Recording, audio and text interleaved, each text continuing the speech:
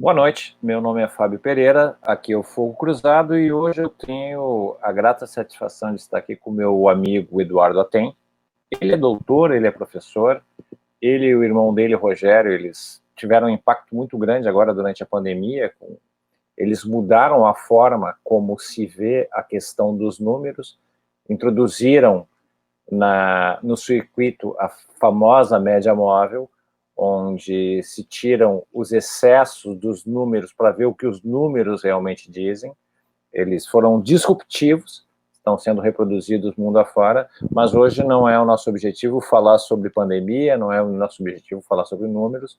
O meu amigo Eduardo, ele é, além de tudo, ele é um aficionado por história, pela história das guerras, mais propriamente da Primeira Guerra, e, em especial, um microsistema que em torno dessa guerra se gerou, que é da espionagem.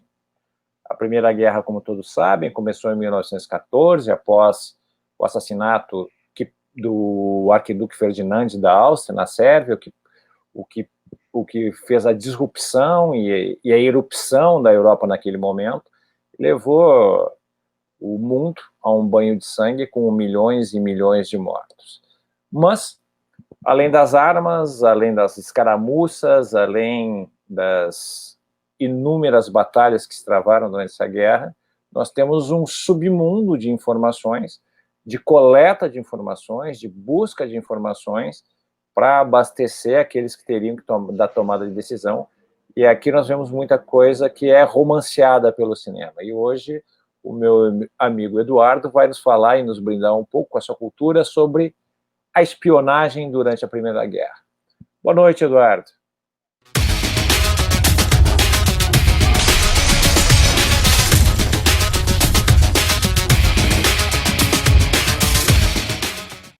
Boa noite, pessoal. Eu sou o Eduardo Atem.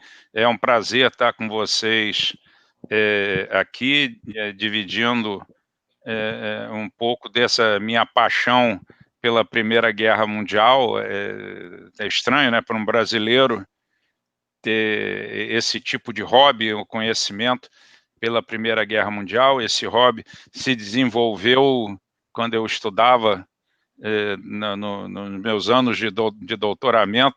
Talvez fosse a pressão psicológica, eu precisava ter um escapismo, né, um assunto que fosse divorciado de tudo mais que estava à minha volta. Eu sou engenheiro mecânico, e esse assunto me interessou muito porque ele é a origem de tudo, né? Ele é a origem do século XX.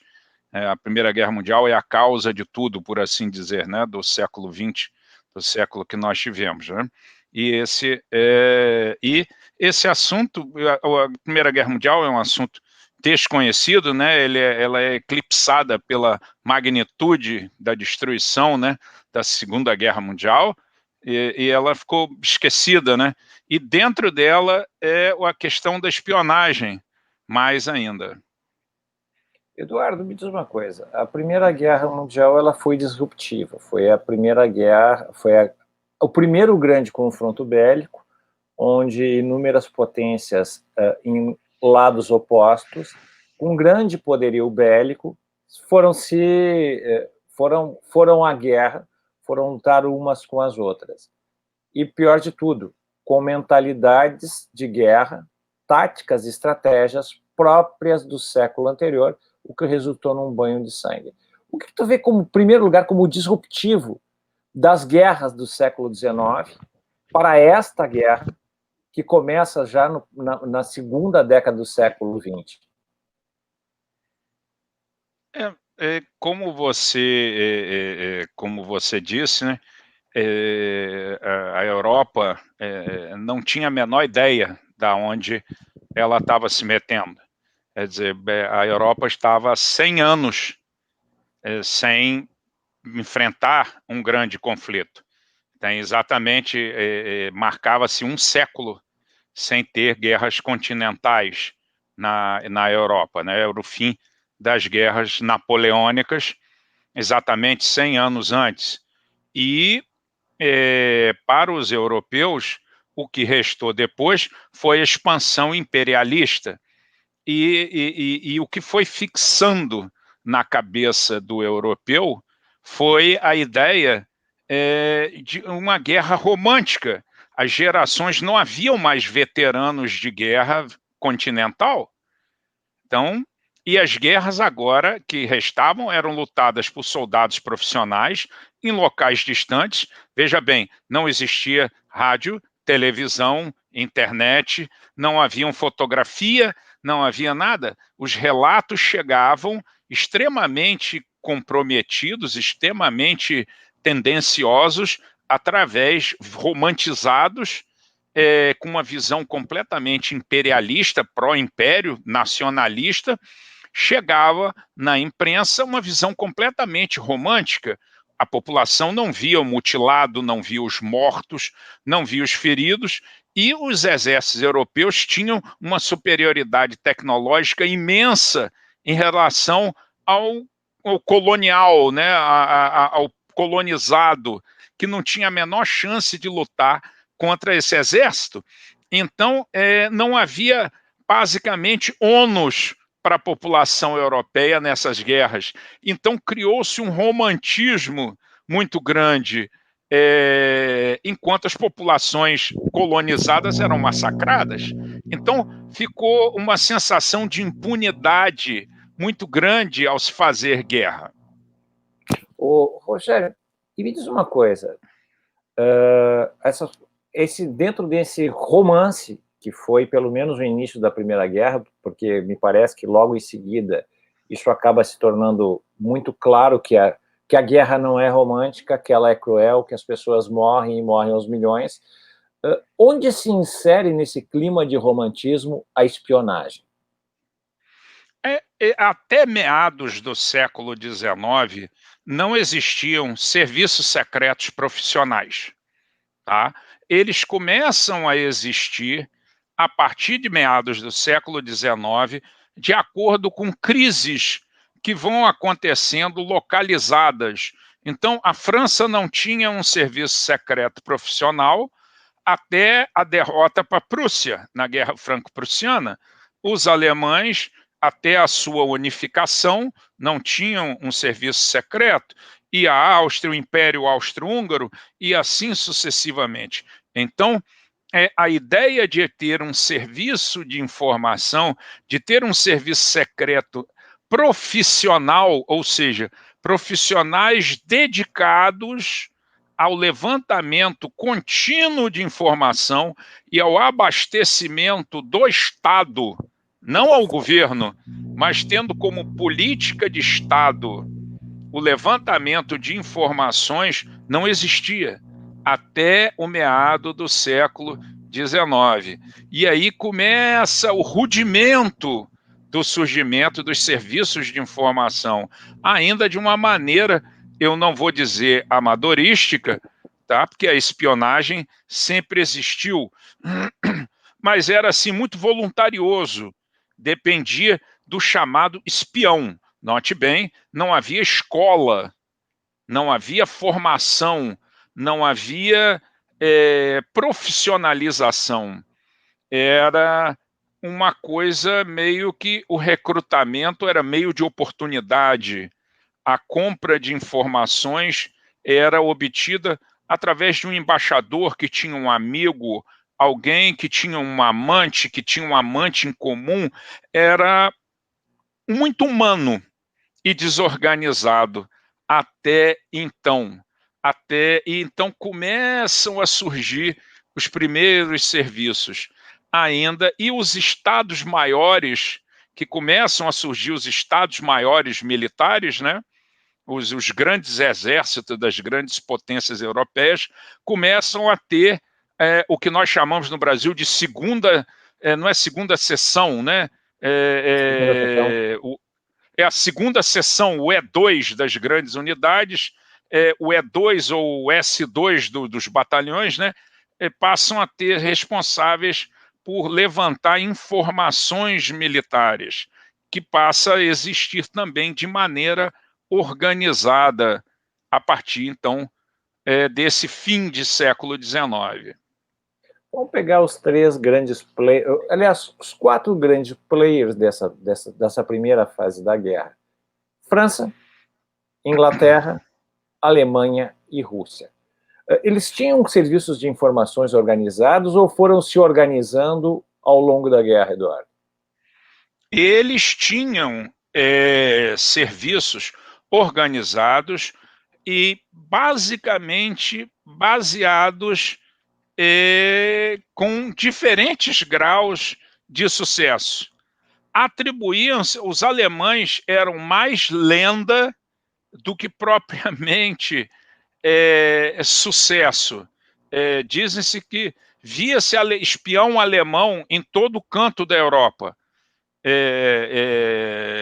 porque dizia-se que era o grande pânico, a grande histeria dos espiões, que se os alemães tivessem tantos espiões quanto se viam, a população alemã deveria ser o dobro do tamanho, de tanto espião alemão que se via. Na verdade, porque era uma época, vamos dizer assim, de pouca cultura, de muita ignorância. Lembra aqueles grandes pânicos medievais, de grandes desinformações. Então, tinham diversos graus de sucesso, tá? De levantamento. O serviço secreto russo era um bom serviço secreto, porém, servia a um governo desorganizado.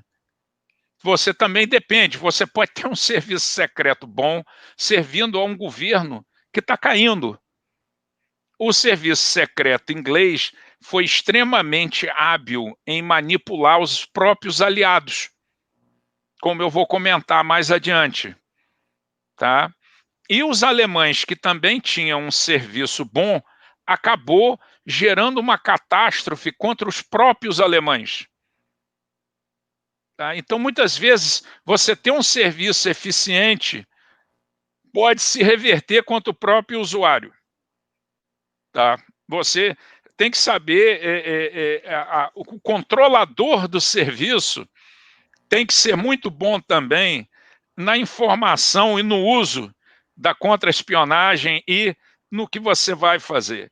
E a Primeira Guerra Mundial parece que a inexperiência política no controle das informações era muito grande. E as consequências foram desastrosas. E os franceses, o Atem? Os franceses tinham um serviço razoável. Tá? Era a segunda seção. Eu não sei se meu francês, perdoem o meu francês, Deuxième Bureau, segunda seção, né? Eu acho que o Brasil adotou o modelo francês, né? A nossa aí com a missão militar francesa. Nós tínhamos literalmente a segunda seção, e que trabalhava muito, e eles pegaram a tal da Mata Hari, tá? Mas ela era uma espiã alemã de segunda categoria. E o caso da Mata Hari eu quero que tu comente depois especificamente. A gente vai chegar lá, vamos fazer a escalada dos meios. Tá. Então, todo mundo tinha um serviço que funcionava relativamente bem, porém, ainda não tinham o grau de eficiência que seria atingido, por exemplo, na Segunda Guerra, quando o grau de profissionalismo já era muito superior, tá? As lições tinham sido aprendidas na Primeira Guerra Mundial. O grau já não era mais o amadorismo que foi na Primeira Guerra Mundial. Isso é um ponto que eu queria tocar, essa diferença entre os dois momentos dos serviços de informações atuando em tempos de guerra. Na Segunda Guerra, a tecnologia já estava desenvolvida, os espiões já contavam com um maior aparato tecnológico, as operações encobertas no solo inimigo eram claras, inclusive o chamado pai do Serviço de Informações Moderno, Sherman Kent, atuou na USS durante a Segunda Guerra. Nós temos inúmeros casos de atuações... A estrutura era profissional, de recrutamento, de treinamento. Os sistemas de comunicação, inclusive, eram melhores. Agora, tem pouco tempo, teve uma minissérie, inclusive, no Netflix, falando sobre os espiões de Churchill, o treinamento que a eles era dado. Bom, tendo na Segunda Guerra uns serviços de informações melhores preparados, inclusive, para atuar atrás das linhas inimigas, quais as características dos serviços de informações na Primeira Guerra?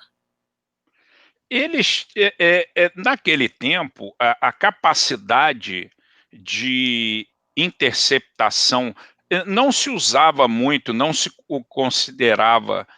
Veja bem, a guerra começou, 1914 foi o ano da guerra de movimento e estagnou na frente ocidental para uma guerra de trincheira. No instante que se estagnou para uma guerra de trincheira, o uso do rádio, que já era pouco naquela época, passou a ser residual e passou a se usar muito linha telefônica e telégrafo. Quer dizer, os meios de comunicação eram precários naquela época. Tá? A gente pensa a Segunda Guerra, onde os meios de comunicação já tinham evoluído bastante. Tá? E hoje, então, onde você consegue capturar bastante informação, a maior parte já é por interceptação. Naquela época era muito difícil você fazer interceptação, porque você usava linha telefônica do próprio país. Por exemplo, a retaguarda aliada estava na Bélgica, então você usava a linha telefônica belga, a rede belga. Para os alemães, bastava você interromper a rede telefônica para o outro lado, a não ser que os alemães viessem e ligassem. Era uma rede física, tá? Ou a rede de telégrafo. A quantidade de tráfego de informação em rádio era pequena. Então, você tinha pouca coisa para interceptar, a não ser que quando você falava tapping, né, a interceptação, era interceptação física. Né? Os caras tinham que ir lá e colocar mesmo ligar mesmo na rede. O cara tinha que ir lá e colocar o fio para a capacidade de interceptação tinha que ser física, né? Você tinha que colocar fio no fio para você conseguir interceptar. Então, e você tinha que colocar gente na retaguarda e uma boa parte. Então, você tinha que ter espião e você tinha que ter recrutamento de gente na retaguarda. Você tinha que organizar linhas de gente na retaguarda. Nesse ponto, os aliados tinham uma vantagem nas zonas ocupadas. Porque o alemão era o invasor. Então, era mais fácil para o aliado recrutar resistência. Era mais fácil você pegar um belga e dizer, e esse belga recrutar belgas para passar informações. Na retaguarda alemã, era mais fácil para levantar informação. E começou-se a usar pela primeira vez reconhecimento aéreo, fotografia aérea, que até então não existia balão, né? Um reconhecimento, levantamento de informação, reconhecimento até então era feito por cavalaria, né? A cavalaria reconhecia no chão, não tinha mais como passar. Então as informações começaram a ter, você tinha que contar com fotografia e sua rede de espiões transitavam, e tinha que transitar literalmente, fisicamente, né? A sua rede de espiões você não tinha transmissão de coisa, você tinha que contar com um cidadão, né? Mulher, criança, homem, tipo padeiro, leiteiro, pessoas comuns que transitavam na área de retaguarda para você transmitir informação, principalmente o pessoal de via férrea.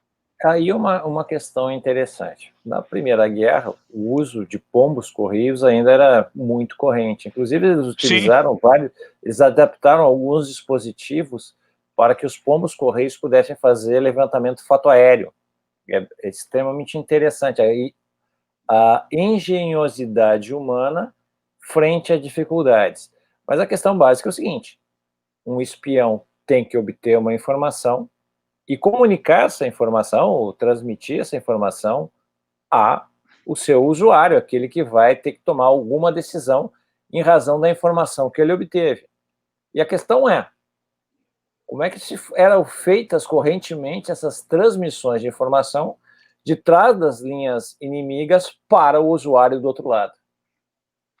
Você sempre tem, isso aí é aquela coisa, conseguir a informação é um passo, fazer chegar a quem vai fazer a análise é outro, depois tem análise, depois essa análise tem que chegar ao usuário da informação, né? A quem vai ao Estado Maior, a quem vai tomar as decisões, né? E fazer algum uso dessa informação. Isso você tem que montar toda uma correia de transmissão, como você falou, pombo-correio, pilotos que pousavam em áreas, os aviões conseguiam pousar, né? Eram aviões que precisavam de pistas muito curtas, né?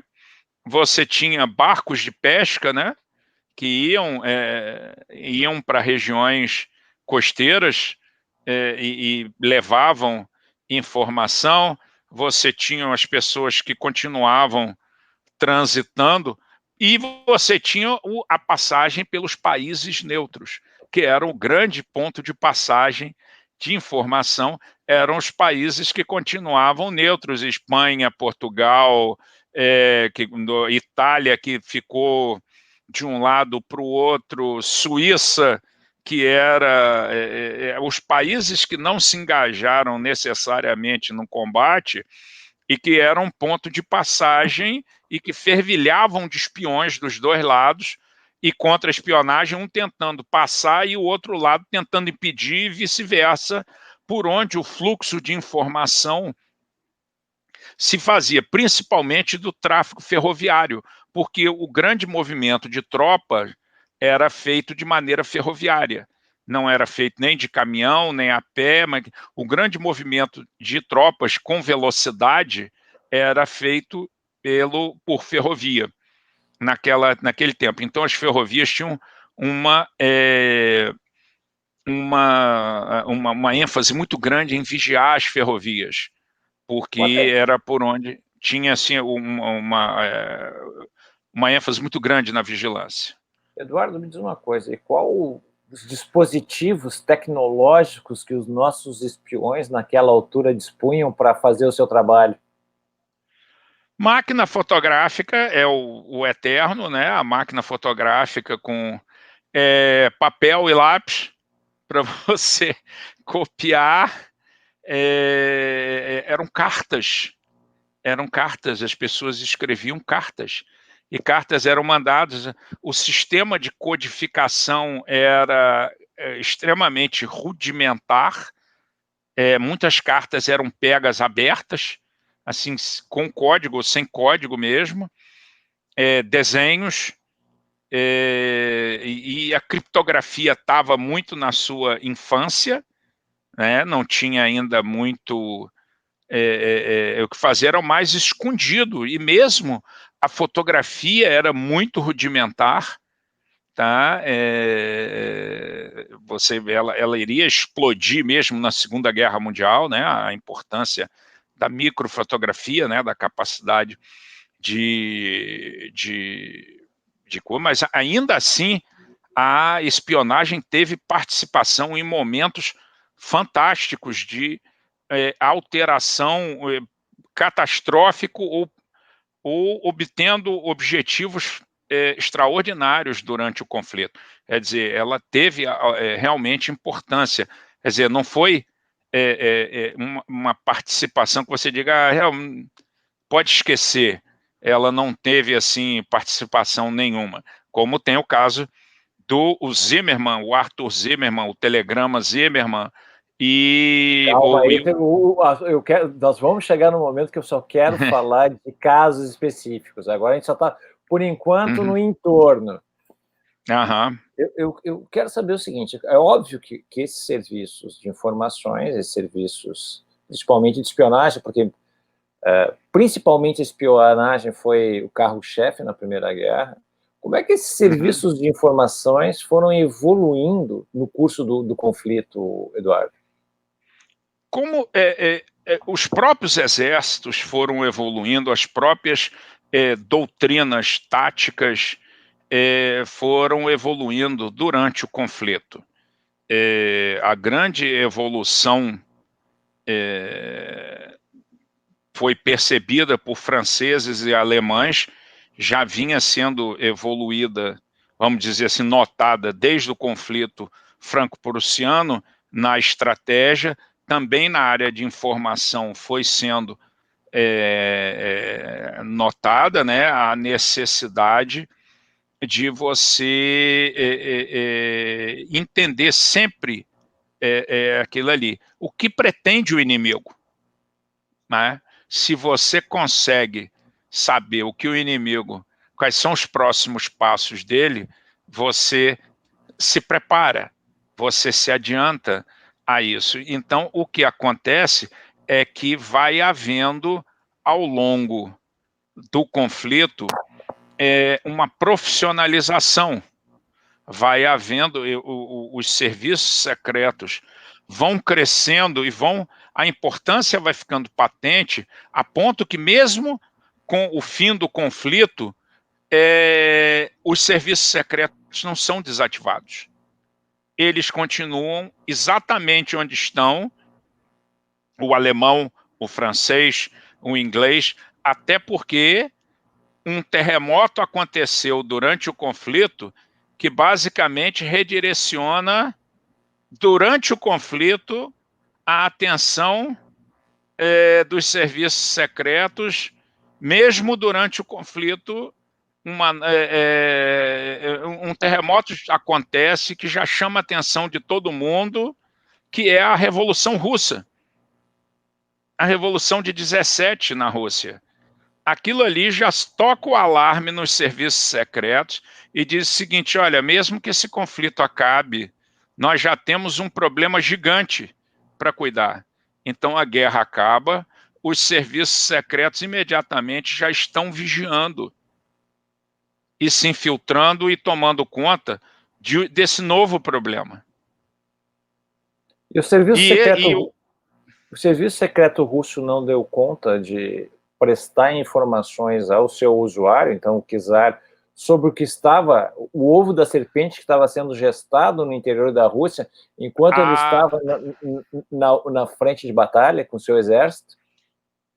O serviço secreto russo era muito bom, talvez o melhor, era a Okrana, o serviço secreto do czar. Porém, servia a um patrão incompetente. Os avisos do serviço secreto russo e as ações brutais do serviço secreto russo não conseguiram salvar um regime incompetente. Não havia salvação.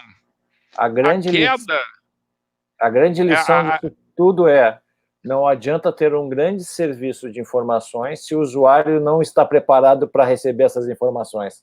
Não dá, se ele não sabe o que faz com o que recebe. Não adianta.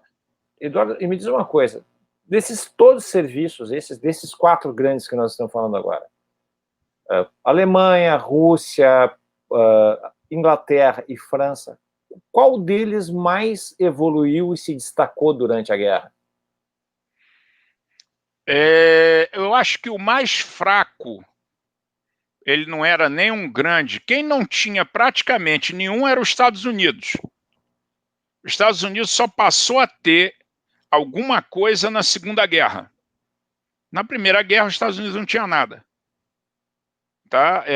Os Estados Unidos tinha a semente do que viria a ser o FBI e não tinha nada digno de nota. Tá? Talvez a grande evolução tenha sido o serviço secreto inglês, que começou com um serviço interno e acabou com o que hoje é o MI6, que foi a fusão de dois serviços. Tá, os franceses tinham já um serviço, né? O francês não tinha muito escrúpulo quanto a isso, né? Os alemães tinham o Abteilung, tem aqueles nomes alemães fabulosos, né, para tudo. Misteriosamente, esse era um com nome pequeno, acho que era o Abteilung 3B, eu não sei nem como é que pronuncia, né? Deve ser Não sigla. pergunta para mim. Então, e os alemães também tinham um serviço, sempre foi bom, e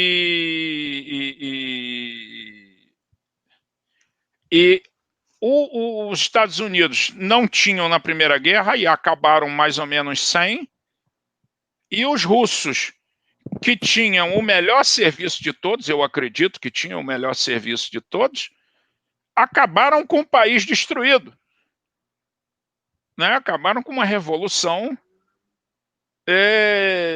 destrutiva, acabaram em guerra civil. Tá? Interessante essas outras informações, Eduardo. Primeiro, duas coisas. Primeira delas, talvez a maior das lições. A um serviço de qualidade precisa corresponder um usuário com a capacidade de política de entender aquilo. De entender aquilo. E outra coisa interessante é com relação aos americanos, porque nitidamente se verifica que eles não aprenderam com o que eles já haviam aprendido, com as suas próprias lições. Grande parte do sucesso da campanha norte-americana de independência, ela se deve ao serviço de espionagem criado por George Washington, que era extremamente efetivo. E isso foi sendo abandonado ao longo dos anos, ao ponto de chegar num conflito desta envergadura como a Primeira Guerra Mundial, sem a capacidade dessa antevisão que os serviços de informações dão ao seu usuário. Mas toda conversa interessante, ela passa muito rápido. Então, agora eu quero chegar no ponto importante, Eduardo. Eu quero casos sobre espionagem, porque Vamos aos casos. É legal, nós chegamos aqui, demos uma geral, agora vamos aos casos, assim, a cereja do nosso bolo. Isso. Vamos contar alguns casos que dão a dimensão das coisas, né? Mostram a aplicação ou a falta de aplicação. O caso do telegrama Zimmermann. Zimmermann era o Arthur Zimmermann, era o subsecretário de Estado alemão. Esse Zimmermann, de acordo com os autores e historiadores, foi o cara mais desastroso que os alemães conseguiram colocar numa posição de poder, manipulando informações secretas. Ele conseguiu fazer 3 coisas secretas que causaram desastres em escala planetária. Tá? E é difícil um homem ser tão eficiente assim. Primeiro, tão eficiente em ser ineficiente. Ineficiente, isso aí o cara tem que ser bom. Tá? Normalmente o cara, eu me lembro uma certa presidenta que o país teve, mas não é assunto aqui do assunto nosso aqui. Tá? Você errar tudo é uma coisa que você tem que ter uma eficiência estatística assim especial. O que aconteceu? A primeira coisa que ele fez, tá? Que não é o assunto aqui, ele é o autor da proeza de ter infiltrado Lenin na Rússia. O Lenin era exilado na Suíça, o serviço secreto alemão, por ordem dele, pega o Lenin e embarca. Tem o famoso livro do Edmund Wilson, Rumo à Estação Finlândia, onde conta essa história. E aí embarca o Lenin, o exilado, né, no auge do enfraquecimento da Rússia, né, ele embarca o exilado, no pior momento possível, ele infiltra o Lenin de volta na conturbada Rússia, causando Então, o que deveria ser simplesmente a substituição do czar por um regime moderado, né, sei lá, um regime republicano, ou o que quer que seja, moderado, um parlamento com um czar simplesmente igual a rainha da Inglaterra, o que quer que seja, transformou-se numa revolução sanguinária, comunista, guerra civil e tudo mais. Bastava deixar o Lenin na Suíça, mas não, ele infiltrou Lenin de graça na Rússia para causar uma revolução. Segundo ele, ia nocautear a Rússia, tirar a Rússia da guerra. De fato, nocauteou e tirou, mas causou uma explosão atômica. Segunda ideia brilhante do Arthur Zimmermann, ele era eficiente mesmo, lançar a guerra de submarinos contra a marinha mercante americana. Os Estados Unidos não tinha nada contra a Alemanha. Ele mandou aí afundam os navios mercantes americanos. Os Estados Unidos não queria entrar na guerra, aí a marinha alemã afunda os navios americanos. Então, até então, os Estados Unidos, que era neutro e uma boa parte da população era pró-alemã, vira anti-alemã feroz. Então, outra jogada de mestre, que é você conseguir os Estados Unidos virar teu inimigo. Então, outro lance de mestre do Arthur Zimmermann. E o terceiro golpe de mestre dele, ele manda um telegrama para o presidente do México e diz o seguinte: se você atacar os Estados Unidos, fizer guerra aos Estados Unidos, eu garanto que você pode ficar com 3 estados do Sul. Eu não sei como é que ele pretendia dar o Texas, o Novo México e o Arizona. Foram combinar com os americanos. Exato, esqueceram de combinar com os americanos, né?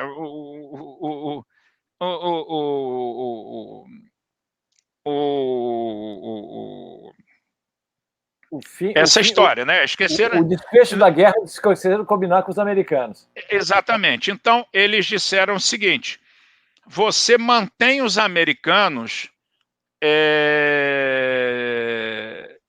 entretidos, tá? Você vai manter o exército americano com você. Nós vamos dar as armas para você, não sei como, né? Com a marinha inglesa cercando tudo, tá? A marinha inglesa não tinha como escapar, o cerco da marinha inglesa, tá? Mas ele ia dar as armas para o exército mexicano, e o exército, lembra que naquela época o exército americano não era nem sombra, tá, do que é hoje, tá? As pessoas também não podem pensar, tá, no exército americano, dizer, pô, o exército mexicano vai enfrentar o americano, tá, gente? Não tinha nem sombra, tá, do que é o exército, do que é hoje o exército americano.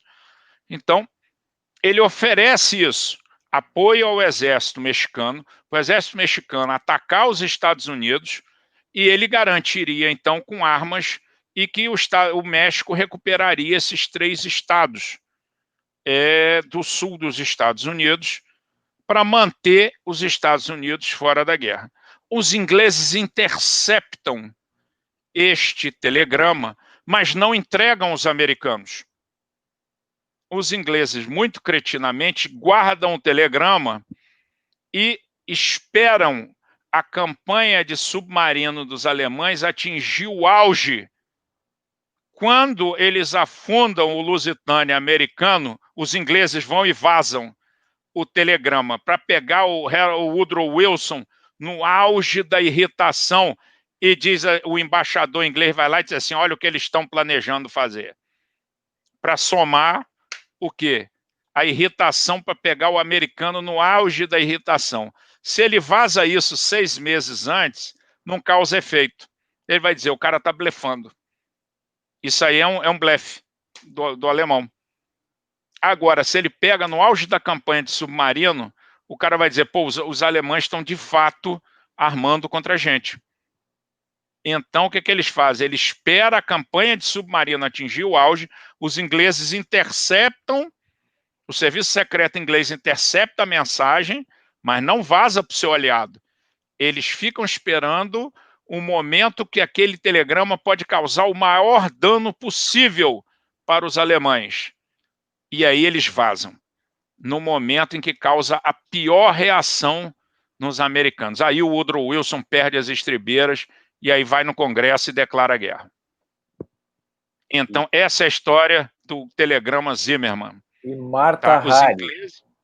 E aí, esse é um cara. Então, o Zimmermann foi o cara mais desastroso individualmente. Ninguém é responsável pela guerra, ninguém. Mas o Zimmermann é um cara realmente leva a medalha de ouro das medidas desastrosas da Primeira Guerra Mundial. A Mata Hari, que tinha um nome estranhíssimo, eu até marquei aqui, eu tenho uma cola aqui, porque ela tem um nome, deixa eu ver se eu achar, é Margareta Gertruida Zeller. Isso aí eu devo ter pronunciado completamente errado, porque ela é holandesa, eu não tenho a menor ideia. Ela era uma dançarina de cabaré, ou seja, você já sabe qual era a verdadeira profissão dela. E ela mudou de lado ao longo do conflito, de acordo com quem capturava ela. Então, capturava, ela mudava de lado.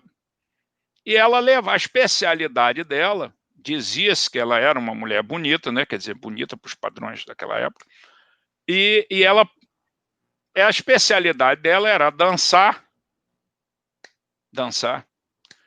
e seduzia os oficiais que iam no cabaré e arrancava informações. Obviamente, quem tem algum conhecimento de Estado-Maior sabe que as informações de um Estado-Maior não são disponíveis num bloco. Nenhum oficial sabe tudo. Tá? E o que o cara sabe, normalmente, não faz sentido sozinho. Tá? Então, um oficial de inteligência sabe um pedaço, o de artilharia sabe uma coisa, o de cavalaria sabe outro, o de intendência sabe outro, o de engenharia sabe outro, o cara que faz... então, o mais que o cara saiba, num Estado-Maior de 400 oficiais, cada um sabe um pedacinho. Então, por mais que saiba, o cara sabe sempre um pedacinho. Até o comandante de tudo, ele só vai ver aquilo tudo pronto no fim. E ele não sabe todos os detalhes. Ele aprova, mas ele não conhece todos os detalhes. Então, é uma maneira de você se proteger e proteger o plano todo de um vazamento. Tá? Quando o cara vai transportar um plano, cada um leva um pedaço. Então, um leva o pedaço pessoalmente, o outro pedaço é transmitido, codificado. Então, tem N maneiras de proteger a transmissão. Mas o que quer dizer? A Mata Hari, então, ela era especializada em capturar informações de baixa relevância. Mas o mito ficou enorme. Imagina só, mulher, sedutora, agente do inimigo, ela serviu o quê? De bode expiatório, numa época em que os generais cometiam erros grosseiros, as batalhas eram horríveis, o cara prometia aquela famosa ofensiva de outono que ia acabar a guerra antes do Natal, aí morria 500 mil de soldados e avançava 30 metros, e morria todo mundo, e não conseguiam nada. Então alguém tinha que ser culpado. O culpado não podia ser o Lorde fulano de tal que tinha comandado o exército. O culpado não podia ser ele. O culpado era o espião que tinha descoberto o segredo da batalha. Não era o general que era um imbecil incompetente que insistia em avançar como se avançava nas guerras napoleônicas contra uma posição reforçada de arame farpado, trincheira, artilharia e tudo mais. Então surgiu o mito da Mata Hari. Aí ela acabou sendo pega pelos franceses, ingleses, e em 17 fuzilaram a Mata Hari. Não adiantou nada, os alemães continuaram entrincheirados firmemente até 18, quando os alemães entraram em colapso depois da ofensiva de 18, porque simplesmente a sociedade, a Alemanha já não aguentava mais e ela entrou em colapso por causa do quem ganhou a guerra foi o bloqueio naval britânico. Mas isso é outra história. Eduardo, te lembra o que eu te falei no início, que quando a conversa é boa, passa rápido? Já estamos chegando a quase 50 minutos da nossa conversa aqui, e vamos ter que encaminhar para o final. Eu queria que tu desse tuas considerações finais e, principalmente, quais as lições aprendidas pelos serviços de informações que foram levadas para o futuro para dar margem àqueles serviços de informações que são serviços secretos, que são conformados para atuarem na Segunda Guerra. Eu acho que as grandes lições foram a necessidade de profissionalização, de criar corpos profissionais treinados, recrutados, formados, carreira mesmo, na área de informação, servindo a missões específicas, áreas específicas, o analista específico para um dado inimigo específico. Então, eu vou me especializar, eu sou alemão, meu inimigo é a França, então eu vou me especializar em França, eu vou me especializar em Rússia, então eu vou aprender a falar a língua dele, eu vou entender a cultura dele, eu vou entender o relevo, a geografia, as manias, eu vou ler o jornal, eu vou visitar o país, eu vou virar um profissional daquele problema. Então, deixou de ser o conde, o duque, que era muito educado, o universitário, que era muito, sabe, assim, o cara de ocasião, e passou a ser um serviço secreto profissional, um serviço secreto como entrou na Segunda Guerra, com serviços secretos profissionais, já num patamar de profissionais tocando o jogo, e não mais aquela coisa romântica que era aquela visão amadorística da Primeira Guerra Mundial. Eduardo, eu não sei nem como te agradecer, foi uma lição, e graças a Deus uma lição inconclusa, porque ela sempre dá o gosto de quero mais, e vamos ter que voltar a esse assunto. Eu acho que nós vamos ter que fazer uma mesa redonda. Já tenho uma mesa redonda preparada, que é só entre policiais da CPOP, da Comunidade de Países de Língua Portuguesa. E quero fazer também uma mesa redonda só para a gente falar sobre história da inteligência. Eu acho que vai ser extremamente interessante para as pessoas que vão nos ouvir. Eu quero te agradecer muito, já fica o convite, nós vamos voltar a conversar a respeito. Pois não? Porque o tempo passou muito rápido, foi muito agradável, e todos nós, e principalmente eu, aprendi muito. Agradeço a todos, boa noite e até semana que vem. Obrigado, boa noite a todos.